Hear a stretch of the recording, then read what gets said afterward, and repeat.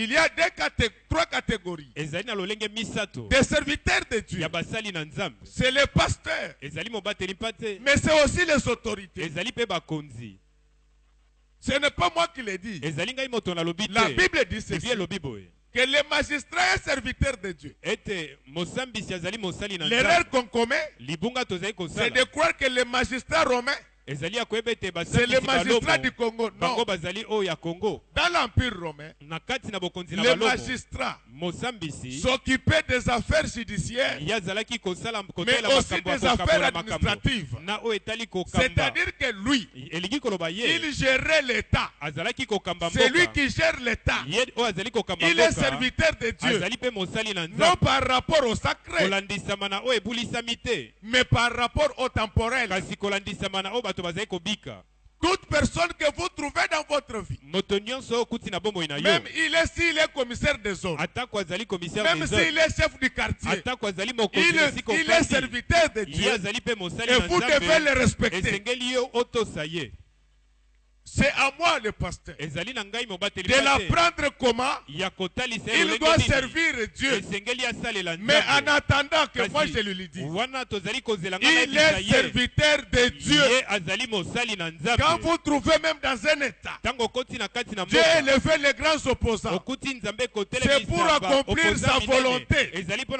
Parce que le rôle de l'opposition, c'est de taquiner de temps en temps le pouvoir, pour que le pouvoir accomplisse la volonté de Dieu, c'est-à-dire le bien-être des populations.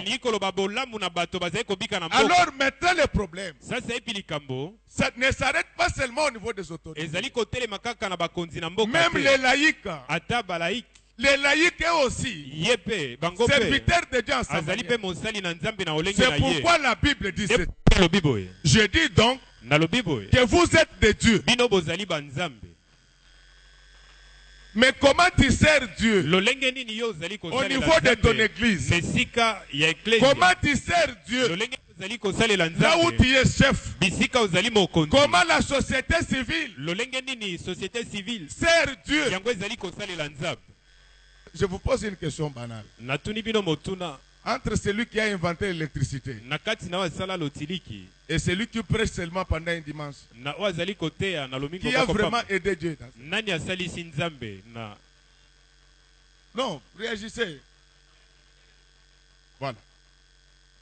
C'est ainsi que, frère bien-aimé, là où tu es, tu dois faire attention à la manière dont tu sers ton Dieu. Comment tu sers Dieu à l'église? Comment tu le sers là où tu travailles? Comment tu le sers là où tu vis? Parmi nos mamans ici, il y en a dont le dessous de leur lit a été transformé en poubelle.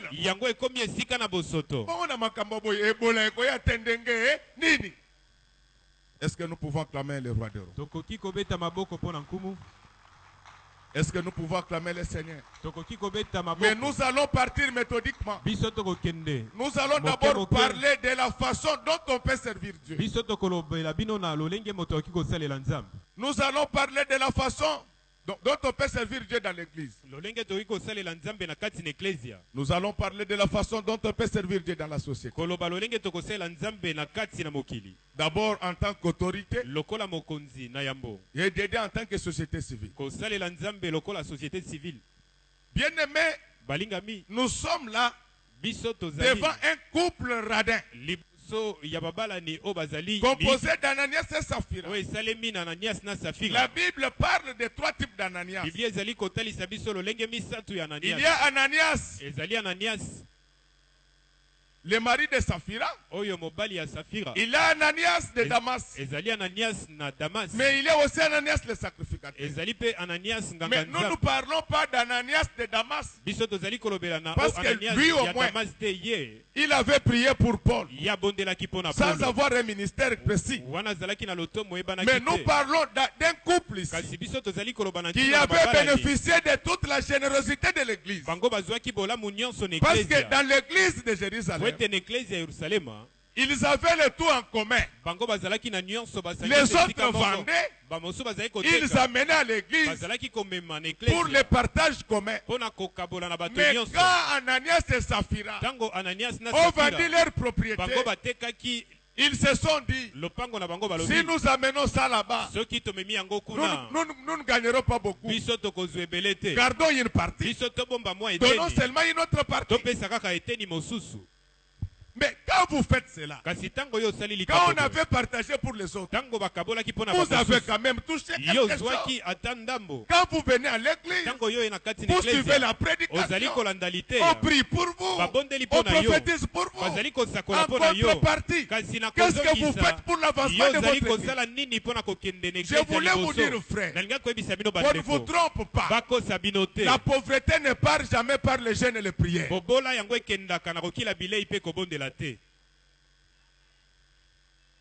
Alléluia. Amen. J'entends les gens dire que les pasteurs s'enrichissent sur les dos de l'église. Mais c'est faux, archi faux. Dans les églises de Kinshasa, les fidèles ne donnent pas l'argent. C'est pourquoi ils sont pauvres. Je suis du système. Je suis dans le système. Les 80% des églises du Congo fonctionnent avec la grâce des pasteurs. Et maintenant, quand c'est fidèle, ne voient pas la main de Dieu dans leurs affaires. Ils commencent à se plaindre. Je vous dis et je voudrais le répéter que la pauvreté est très têtue devant les jeûnes et les prières. Quelqu'un qui veut avoir l'argent dans sa vie, il doit apprendre à donner à Dieu. Alléluia. Amen. On est en train de vous tromper par le diable. Les pasteurs, il sert Dieu, c'est pour lui et sa famille. Toi aussi, tu dois servir ton Dieu pour toi et pour ta famille.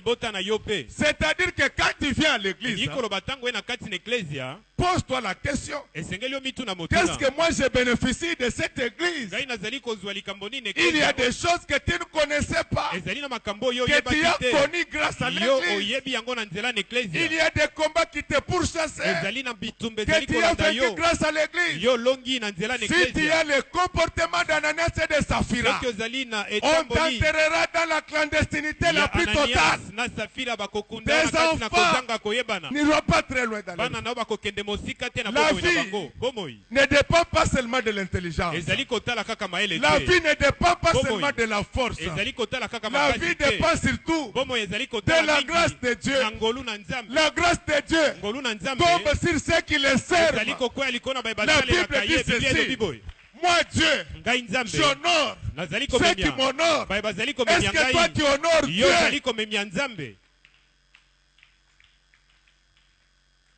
Alléluia. Amen. Je vous l'ai dit. Je vous regarde tel que vous êtes là. On ne peut pas vivre en mendiant pendant toute la vie sur la terre. Il y a un prix qu'il faut payer pour que vos affaires ne puissent pas mourir, pour que vos études ne puissent pas mourir, pour que votre travail ne puisse pas mourir. Il faut servir Dieu.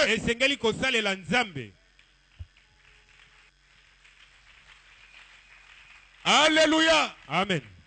La vie d'un enfant de Dieu normal, quand il a l'argent, il paye sa dîme, il paye ses offrandes, il enlève le monde pour les pauvres. Les pauvres là, tu peux les trouver dans l'église. Tu peux les trouver sur la route. Moi, je ne fais que ça pendant toute ma vie. Dieu ne m'a jamais abandonné. Et la Bible dit ceci: celui qui épargne à l'excès s'appauvrit. Alléluia. Amen.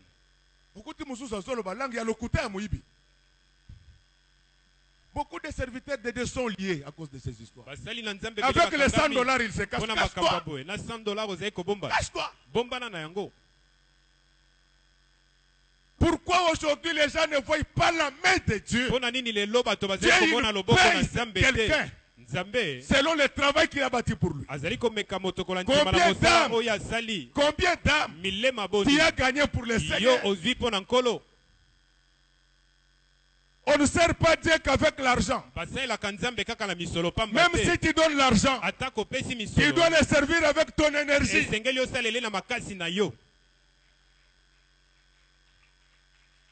Lisez-moi un peu Deutéronome 10. Verset 12. Maintenant, Israël, que demande de toi l'Éternel, ton Dieu, si ce n'est que tu craignes l'Éternel, ton Dieu, afin de marcher de toutes ses voies, d'aimer et de servir l'Éternel, ton Dieu, de tout ton cœur et de toute ton âme. Amen. La Bible dit ceci. Écoute Israël, que te demande l'Éternel ton Dieu, si ce n'est que tu le serves de tout ton cœur, de toute ton âme, de toute ta force, tout ce que Dieu t'a donné comme énergie, tout ce que Dieu t'a donné comme intelligence, c'est pour servir avec Dieu. Aucun enfant ne va à l'école en retard. C'est seulement l'église où les enfants viennent en retard. Les parents qui tolèrent ça, ils n'aiment pas leurs enfants. Alléluia. Amen. Je suis clair. Qui a déjà laissé son fils ou sa fille partir à l'école en retard? Là, vous vous réveillez à 5 heures. Mais pour Dieu, vous dites que c'est un imbécile. Mon Dieu à moi, il n'a jamais été imbécile. Il n'a jamais été bête. Il paierait chaque enfant selon la façon dont cet enfant se comporte. Josué, dans 24:15, il dit que si vous ne trouvez pas bien de servir l'Éternel, moi et ma maison, nous servirons l'Éternel.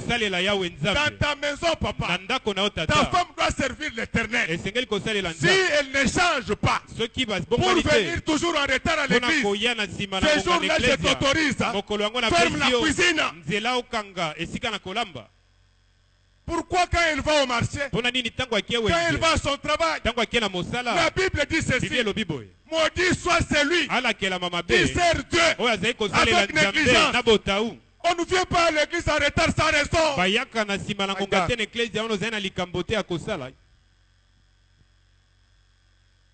Alléluia. Amen. Moi j'ai besoin que les gens connaissent Dieu. Je n'ai pas besoin que les gens me connaissent. Je n'ai même pas besoin que les gens m'aiment. L'amour de Dieu suffit pour moi. C'est pourquoi je prêcherai l'évangile à jamais. Quelle est cette femme qui ne veut jamais venir à l'église à temps? Quel est cet homme? Il est radin. Il prive Dieu non seulement de son argent, mais de son temps. Regardez les appareils de téléphone. Plus elle reste longtemps à la charge, plus vous pouvez communiquer avec ces appareils. Plus tu restes en présence du Seigneur, plus tu vas recevoir la chaleur céleste. Le culte prend 3 heures. Tu viens pour 20 minutes. Tu aurais pu rester chez toi. Pierre était venu à l'église en retard le jour où il était en prison. Tu peux avoir un empêchement légitime. Même Dieu, quand il regarde, dit que non, ça, ce n'est pas lui. Là, il n'y a pas de problème. Mais le dimanche, c'est devenu le jour de repos. C'est ce jour-là où tout le monde attend pour dormir et suivre la télé. Vous vous moquez de qui? Vous aurez le salaire. Mais celui d'Ananias et de Saphira. En quoi? Vous craignez Dieu en quoi? Mes amis, c'est très dangereux. Dieu paye chacun selon le service qu'il lui rend. Quel est le service que tu rends à Dieu? Il n'y a pas que l'église qui doit servir Dieu. Même les autorités doivent servir Dieu. Je vous ai dit que Selon Genèse 2, verset 15. Il y a 3 types de serviteurs. Il y a les pasteurs. Il y a les autorités. Mais il y a aussi les laïcs. C'est pourquoi maintenant, je m'adresse aux autorités que vous êtes. Est-ce que là où vous travaillez, vous êtes en train de bien garder les jardins? Ou bien vous êtes en train de les détruire? La plupart des gens qui travaillent chez nous, ils partent au bureau pour voler. Tu ne sers pas Dieu. Là où tu es, si tu travailles bien, tu vas produire la richesse pour l'État. L'État aura des moyens pour redistribuer les salaires. Quand on va redistribuer les salaires, la demande globale va augmenter. C'est ça qui fera que notre économie va tourner. Vous êtes député. Vous êtes ministre. Vous êtes premier ministre. Vous êtes roi. Vous êtes secrétaire général de l'ONU. Vous êtes le président des États-Unis. Est-ce que vous servez Dieu? Moi je confirme que toute autorité vient de Dieu. Et l'autorité qui vient de Dieu doit servir Dieu. Déjà nino azoi bambongo botika pourquoi société ngwa tatana ye batu baza kozela mbongo ekota na libenga leta batongela biso banzela yo liaka oyibaka osangisi na ba makangu na mbongo ya biso ba congolais. En quoi tu sers Dieu? Pourquoi on ne peut pas poursuivre les messieurs qui avaient construit la route? Le boulevard Lumumba, sur 14e rue, il y a des trous. Mongo ebimaki ebele muto ya tongaki nzela oyo azali wap. En attendant l'État landa ye, baange basala nini balanda ye. Amen. Le pays peut devenir sale comme ça. Nous on a grandi sur cette ville. Vivre à Bandal c'était un honneur. Nous, quand on vivait à Pigeon, on ne vendait pas de chikwang sur la rue. Tout ça pourquoi? Parce que les fidèles ne comprennent pas que ce sont les représentants de Dieu sur la terre. Un bon chrétien aime la propriété. Il doit balayer le devant de sa parcelle. Il doit balayer le devant de sa maison. Il doit brosser les dents. Un bon chrétien. Amen.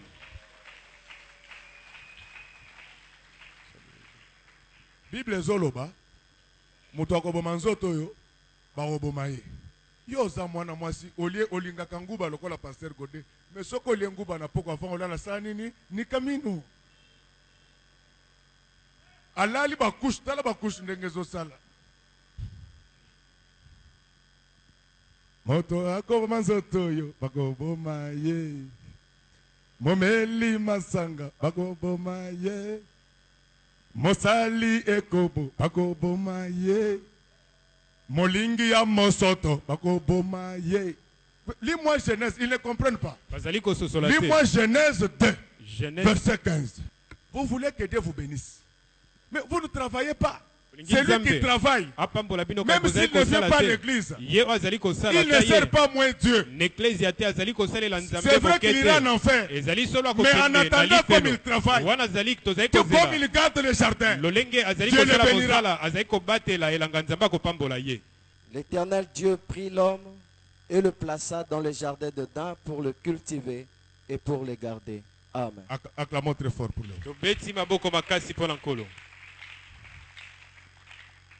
Le jardin qui a été créé pour nous, c'est la République démocratique du Congo. Nous avons l'obligation de cultiver les jardins. Comment tu es chrétienne? Le devant de ta maison, c'est toujours ça. Il y a des choses que nous pouvons faire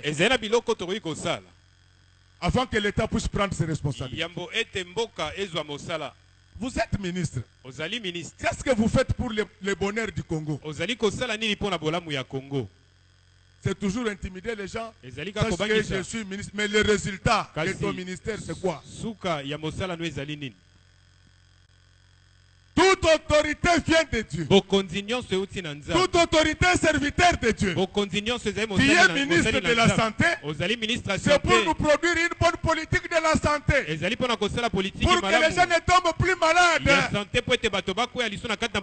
Quand vous êtes en Chine, quand vous êtes en Europe, vous pouvez faire le tour des morts.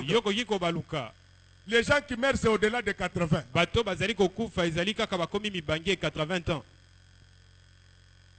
Vous allez me dire qu'en Chine, il n'y a pas de sorciers.